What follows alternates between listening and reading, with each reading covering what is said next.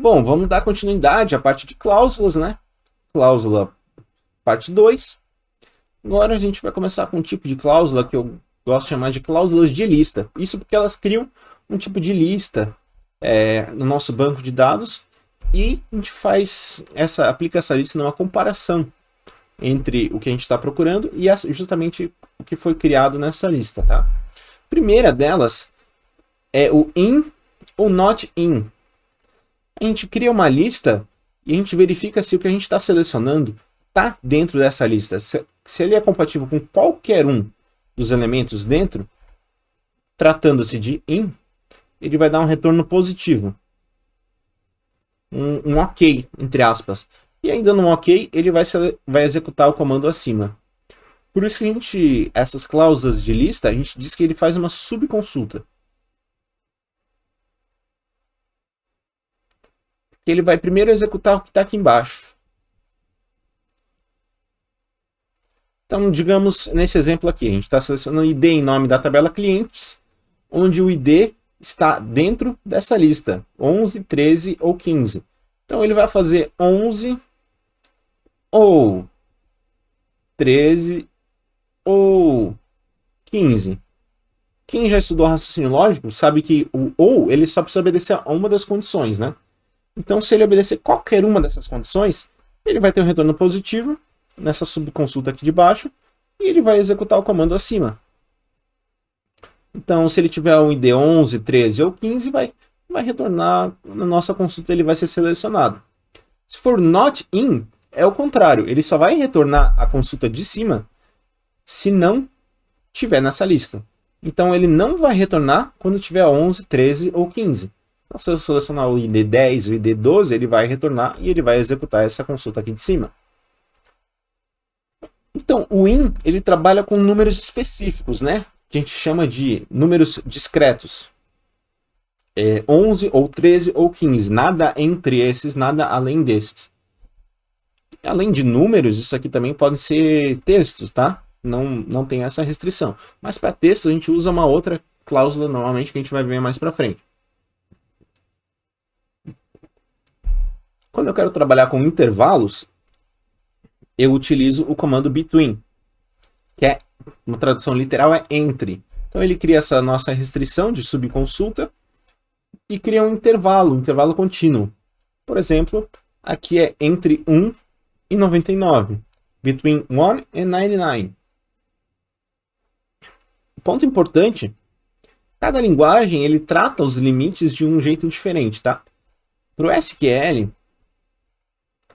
a gente tem o que a gente chama de limites fechados. Tanto o limite inferior, que é o nosso primeiro número, quanto o limite superior, que é o nosso segundo número.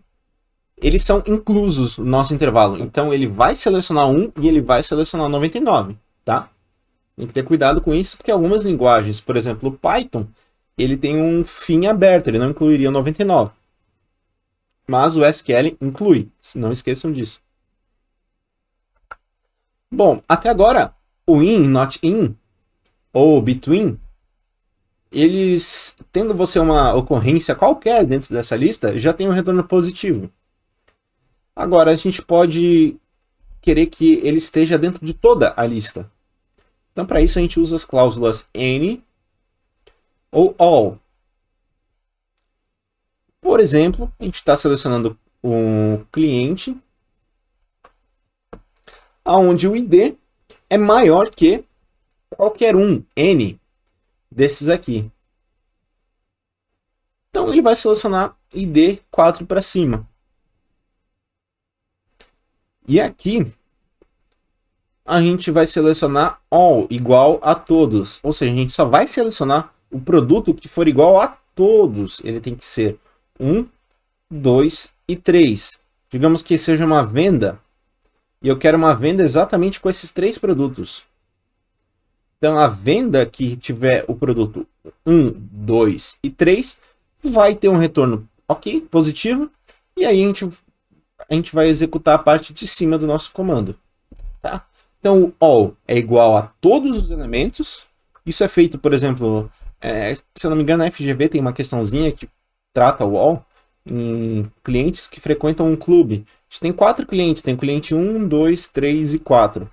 E só o 1, 2 e 3 frequentam o clube. Se eu usar um all ali com essa lista aqui, ou um N, dependendo das manipulações de outras cláusulas que a gente colocar, ele vai ser usado para encontrar esse 4 e retirar ele da lista de associados, eu acho que é a questão. Agora, lembra que eu falei que com texto a gente normalmente tem uma cláusula específica, né? Para texto a gente usa like ou not like. Ele compara literalmente strings de caracteres. Então, enquanto o in e not in você usa para intervalos de número, né? Between também. O like e not like você vai usar para strings, para textos. E como textos é uma coisa um pouquinho mais delicada, né? A gente tem operadores que a gente chama de operadores coringa. São 3 operadores. A gente tem o %, que indica literalmente qualquer coisa. A gente pode ter alguma caractere ali, pode ter 20 caracteres, 90 ou nada. Então, quando eu coloco A%, sempre entre aspas, né? Isso quer dizer que a primeira letra tem que ser A, mas depois, tanto faz. Pode ser Almir, André. Tanto faz, tanto faz. Pode ser qualquer coisa desde que comece com A, atende a nossa condição. A gente tem o segundo operador coringa, que é o underline. Ele especifica que existe um caractere específico ali. Um caractere possível. Então, aqui nesse caso, Felipe underline. A gente só vai poder ter um caractere aqui. Então, eu vou poder selecionar o Felipe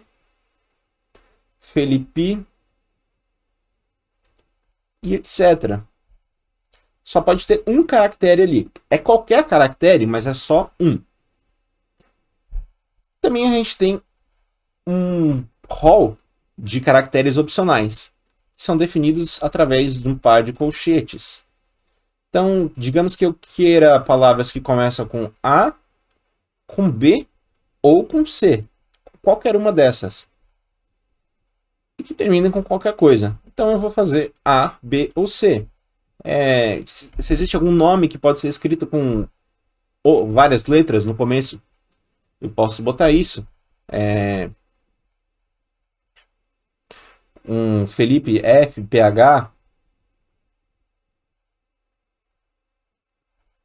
Enfim, é para isso que é usado esse caractere. A gente define um rol de opções que podem ser ali. Enquanto nas outras a gente não tem opções diferentes, né? A gente não delimita as opções. E esse like, not like, ele cai bastante nas provas e ele é relativamente tranquilo, tá? Então a gente vai botar um select all do cliente, onde o nome like, a sintaxe é só like, não é is like, é só like, tá? Nome like, e aí o que a gente está usando com os nossos operadores coringas, né?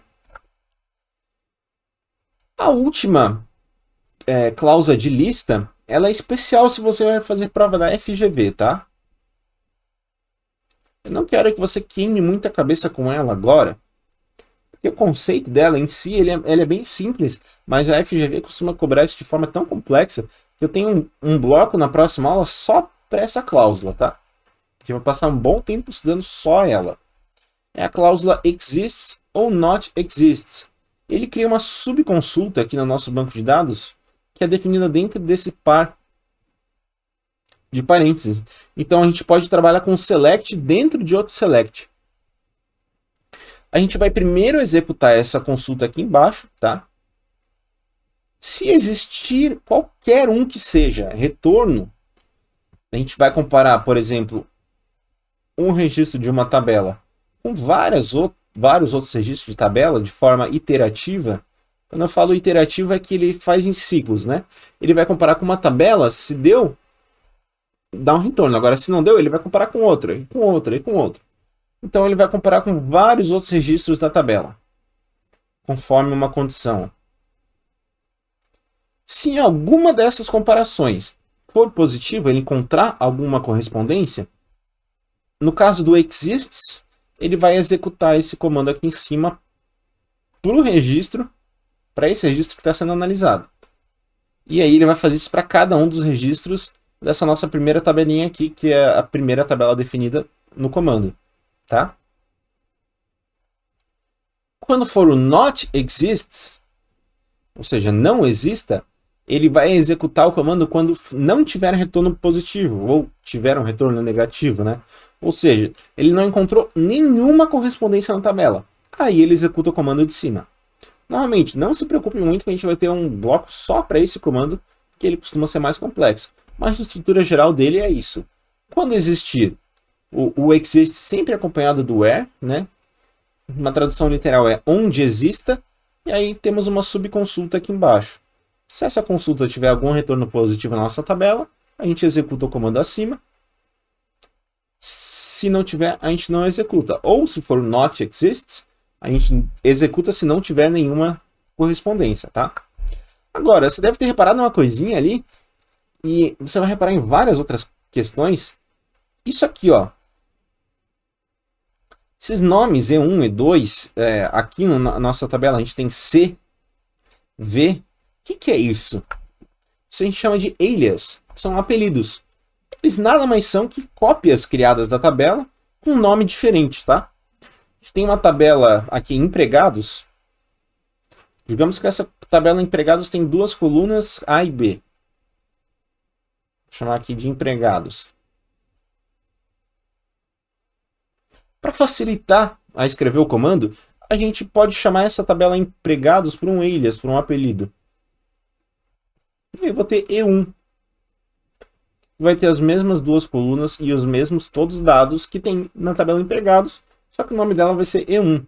Isso é feito principalmente para criar cópias da tabela no mesmo comando, ou para a gente referenciar essa tabela de forma mais simples para frente. Então isso aqui quer dizer que eu tô... Não esqueçam o comando aqui, tá? Isso aqui não é importante agora, a gente vai ver na próxima aula só. Então pensem que aqui, esse E1, eu estou escrevendo para não ter que escrever empregados novamente, tá? Empregados, ponto supervisor ID.